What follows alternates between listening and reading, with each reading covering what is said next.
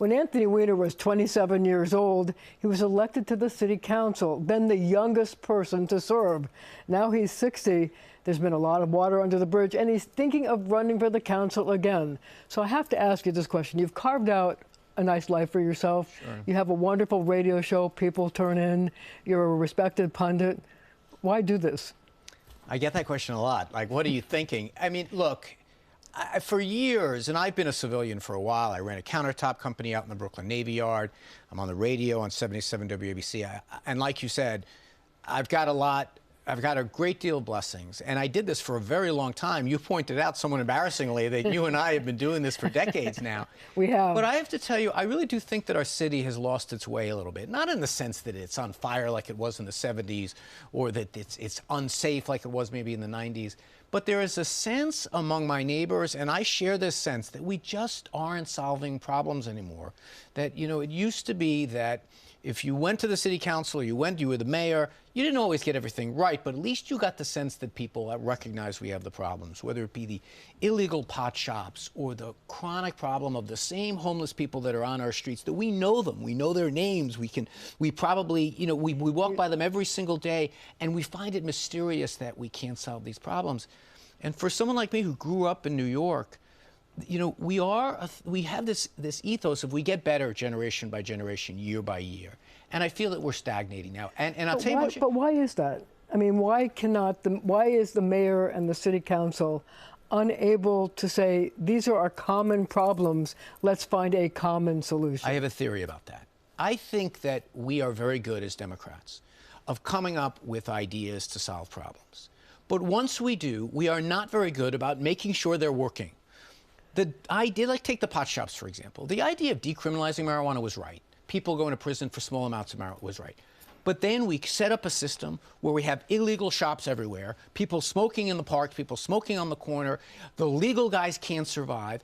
We created that problem. It wasn't some power on high. It wasn't Republicans. And yet, so how do you fix it? Oh, that's relatively easy. We never should have taken the NYPD out of the job of enforcing those rules. We gave it to this cannabis authority in Albany, who of course we're not going to be able to do it.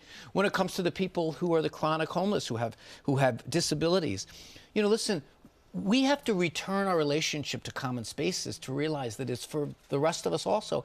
And no progressive I know likes the idea that there are people who aren't paying to get on the bus. They're sleeping on five seats.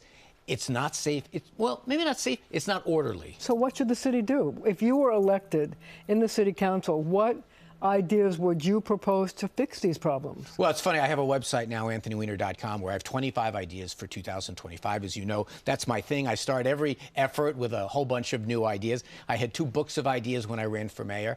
Look, here are a couple of things. One, the conversation needs to be about not only having more police on the beat, which I think we should, although it's preposterous to me that even the city council wouldn't even consider that idea, but get them out of their cars. Put them walking the beat again, and not just standing in front of a Target like there is in my neighborhood. Get them walking around the block. Get them out of the RMPs, racing from place to place. Put them on a bike. When it comes to the chronic homeless, listen, people who have mental issues, getting them off the streets is a relatively easy problem. However, keeping them someplace that they can take care of themselves is very hard. More supportive housing? More supportive housing, but it also, we're using Creedmoor now to develop out in Queens, out close to where I used to represent. We have facilities there for people with mental challenges. And rather than reopen them. Rather than develop it as housing that a lot of people don't even want there, let's expand our ability. But here's something else we have to do. Those people have certain rights, but so do we as the public. These people are unable to take care of themselves. And when me and my neighbors walk by the same couple of people, there's one guy who's in front of Dunkin' Donuts every morning on Avenue B and 14th Street. I know him. I say hello to him. He is not able to take care of himself. It's our job to return that sidewalk. So are you saying that you would take people off the streets against their will? Here's what I do. We should change the law that says right now the only way they can be held is if they are an imminent threat to do harm to themselves to others. Well, very few judges find that, okay? There is a category we should add to that. If they're unable to participate in their own care, then we should be able to hold them. If they can't take care of themselves. Is that a state law that you'd have to change? We'd have to change. A lot of these are state laws. A lot of these are, and by the way, that's one of the things I will constantly chafe at. I want Albany out of our life more. And one of the things they can do is if they can't solve these problems, they should turn it over to those of us in the city level.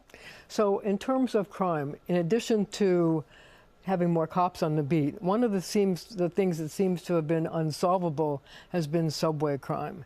You know, we've seen a woman set on fire, we've seen somebody pushed under the subway. How do you fix that? Well, you know, the problem we have, we have this argument that's almost pointless that goes on where the mayor talks about, well, crime is down because some categories of crimes are down, murders are up, but look, for the most part, I believe that we're a safe city, but we're a disorderly city. You know, the idea that, when you are a tax-paying, progressive person, liberal in every sense of the word, and I sponsored single-payer health care when I was in Congress. I'm frustrated when I see people not paying the fare. I'm frustrated when I see people sleeping on the subway. I think we have to realize, and this is where we're failing as a city. There's no progressive value in the world that says it's okay to be taking up public spaces by sleeping in them. So let's talk about the elephant in the room. So people are going to talk about the fact that you have had a sexing scandal in your past. What are you going to say to your opponents during a debate when they raise that? Well, look, I'm going to meet people where they are, and if someone wants to have a good faith conversation with me about my history, about my struggles with addiction, about my interactions with law enforcement, I'm going to take responsibility for the things I did.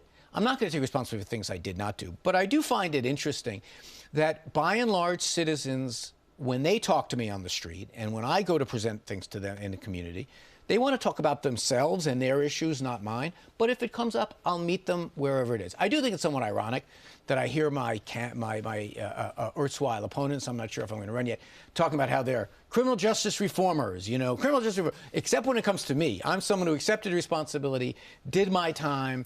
So I'm prepared to say if people think I should just go away and never return to public life again, I'm sorry about that.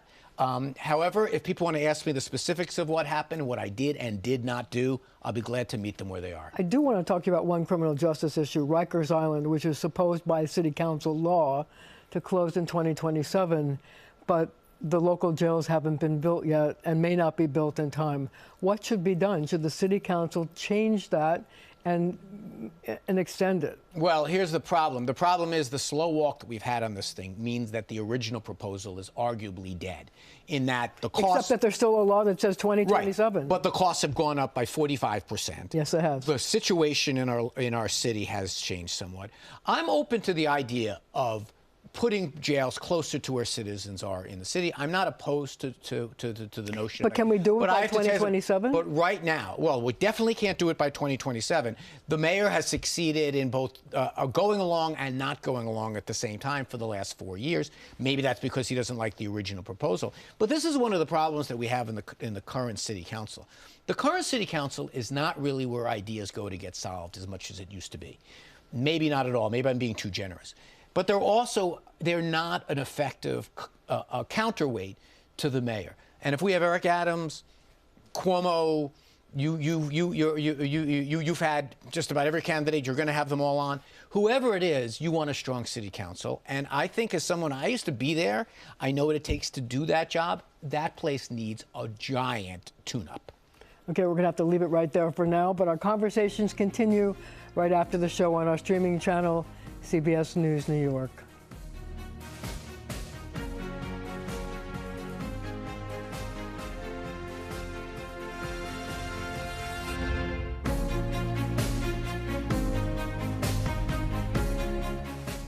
We're back with former Congressman and host of The Middle with Anthony Weiner. So, Congressman, one of the lessons, former Congressman, one of the lessons of the election seems to be that people want a more affordable city. If you were elected to the city council, how would you try to make the city more affordable? Yeah, I hear every candidate under the sun saying they're going to make everything cheaper. I prefer not to pander like that. There isn't anything about me being in the city council that's going to make things cheaper. But what I can say is we need to make the city much more efficient. We need to reduce taxes on the middle class and those struggling to get into the middle class.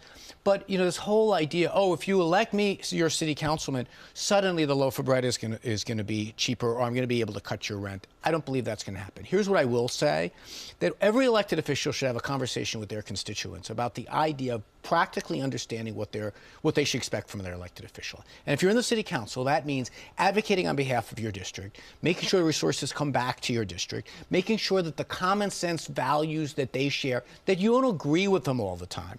If you want me to promise the residents of Lower Manhattan that their rent is going to go down if they vote for Anthony Weiner, I'm sorry, I'm not going to do that. But what I will do is say that one of my ideas in my book of 25 ideas, it's available on anthonyweiner.com, is every year, I think every city agency should do what Jack Welch said they did at GE.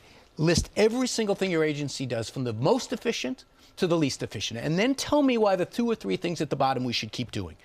So if you had to pick 5 issues that you would want to concentrate on if you were to run for city council, what would the top 5 be? I mean, one, the notion of not so much safety but orderliness in the district, additional police officers, closing down the illegal pot shops, but doing it in a structural way, getting the authority back to the police. Believe it or not, scaffoldings exploding around Manhattan, and they create this sense of gloom and doom even on the best of blocks. Getting those 2 or 3 or 5 or 10 of the chronically homeless off of our streets and getting them into care, even if that means making tough decisions about adding the number of beds that we have. We should be able to solve these problems. I mean, there are a dozen. And then the other thing is, we are closing down hospitals in our city. We, the city of New York, the progressive capital of the world, we can't figure out how to deliver a single-payer healthcare system where we pool all the resources that we have. We own hospitals, we employ doctors, we employ nurses, and yet every year we're cannibalizing ourselves by closing down hospitals. That has to end also.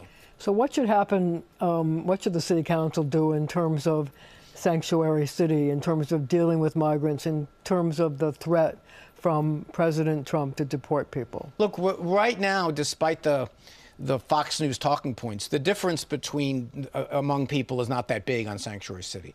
People believe that if you get arrested for a crime and you're undocumented, you should serve your time here in New York before we turn you over to the feds. If you want to get turned over sooner than that, and that's the law presently. But I have to tell you something, and this might be unpopular in some quarters. The Callahan Decree, this notion that everyone has a right to housing, that wasn't decided by a legislature. It was decided by the courts. I believe that that should go away. We should figure out the way to house the homeless.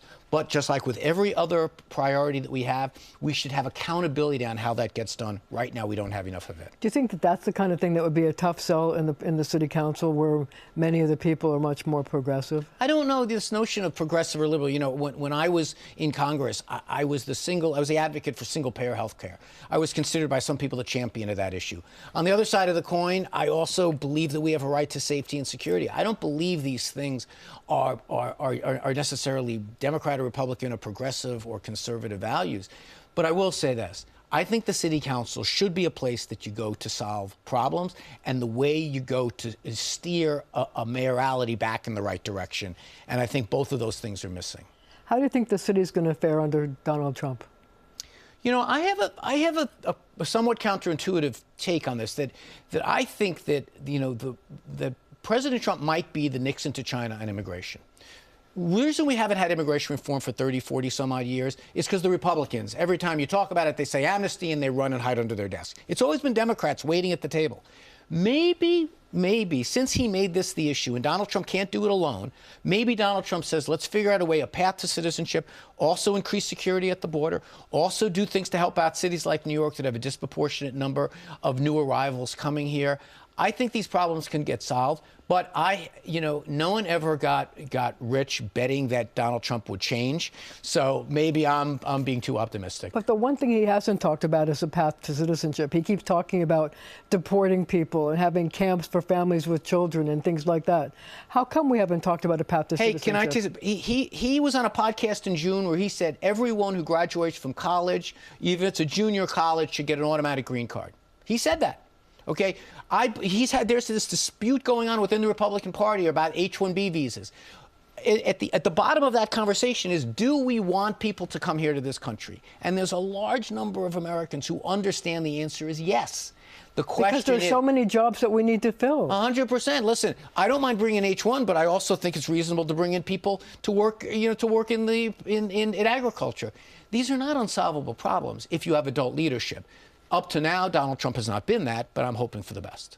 So I wonder how you feel about education and whether we need reforms in education in the city. You know, a lot of the problems that we have in education are somewhat structural in that, you know, my mom was a school teacher for 30 some odd years. You met her on the campaign trail back in the day. We, for years, benefited by having a glass ceiling over women's heads. You know, people of my mom's generation, they became secretaries or nurses or teachers. That was really it. Now, the teaching profession has to compete with the best and the brightest, okay?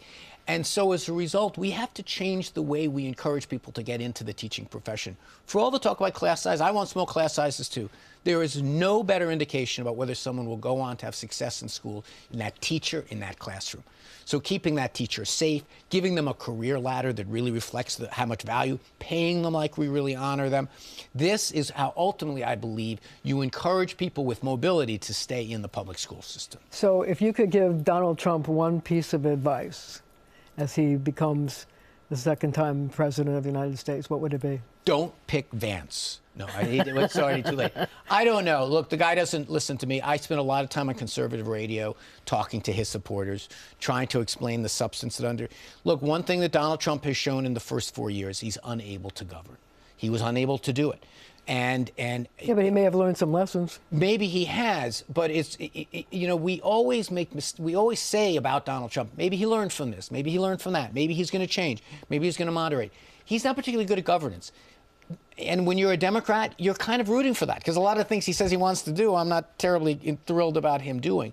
But I do think that there's an imperative on the Democratic Party and Democratic elected officials, both in Washington and here in New York, to be the idea party, to be the ones that are constantly saying, we have to. We here in New York City, for example, Democratic governor, Democratic legislature, Democratic mayor, Democratic city council.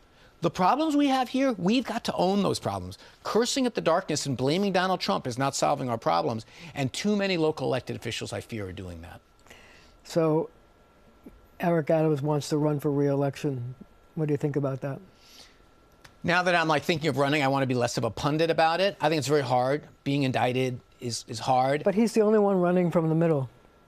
Yeah, I think that that's astute. I mean, I would be surprised if Andrew Cuomo doesn't get in and try to do that. I think that it's very hard. Here's the problem with the criminal justice system, and I saw this firsthand. When they want to get you, they're going to get you. And the indictment is very difficult for him to. There are a lot of things that Eric Adams has done or tried to do that I support, but there are things that he's done that I'm with New Yorkers in him not being popular. So 2 questions about Anthony Weiner. What's your favorite childhood memory?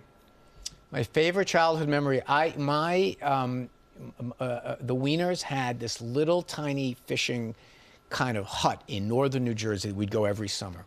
And my childhood memory is I would go out on the boat, put the oars in, and have the radio on to Met games with Ralph Kiner, to Lindsey Nelson.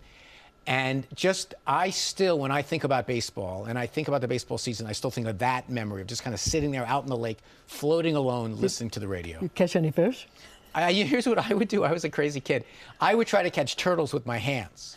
I would sneak up on them. They'd go under the grass, and I would get in there and grab them. I was very good at that. So speaking of what you're very good at, what's your very best quality? I am very good at looking at things that need to happen and trying to figure out the various parts to make them happen. Usually in a government sense, but sometimes other sense.